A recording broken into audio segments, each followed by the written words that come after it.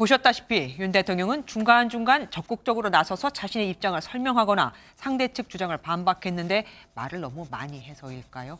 이 과정에서 비상계엄 선포 당시 포고령의 위법성을 인식하고 있었던 정황을 보여주는 발언도 나왔습니다. 김용현 당시 국방부 장관이 포고령 문구를 갖고 왔을 때 문제될 부분이 보였지만 고치지 않고 그대로 내보냈다는 겁니다. 어제 윤 대통령이 내놓았던 발언들은 박기영 기자가 분석해봤습니다. 비상계엄 당시 작성된 포고령 1호는 윤석열 대통령 탄핵 심판의 핵심 쟁점으로 꼽힙니다. 그런데 어제 열린 탄핵 심판 4차 변론에서 윤 대통령은 스스로 포고령의 위법성을 인식하는 듯한 발언을 합니다. 포고령에 사실은 법적으로 검토해서 손댈 거는 많지만 어차피 이 계엄이라는 게 길어야 하루 이상 유지되기도 어렵고 그러니까 상해법규에도 위배되고 내용이 구체적이질 않아서 집행 가능성도 없는 거지만 그냥 놔둡시다라고 말씀을 드리고.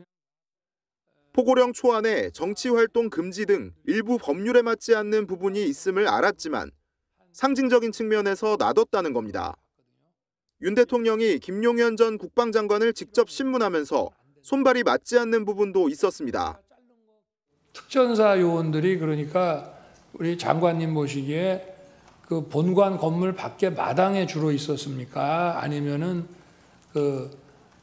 본관 건물 안으로 그 많은 인원이 다 들어가 있었습니까? 280명은 본관 안쪽에 하여튼 복도든 어디 이쪽 곳곳에 가 있었습니다.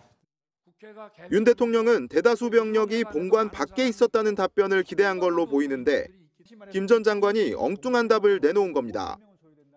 이에 윤갑근 변호사는 곧바로 장관이 병력 위치 파악을 제대로 못하는 상황이 아니었냐는 질문을 덧붙였습니다. 윤 대통령이 적극적으로 변론과 증인신문에 나서는 과정에서 스스로 허점을 드러내고 있다는 분석이 나옵니다. MBN 뉴스 박규원입니다.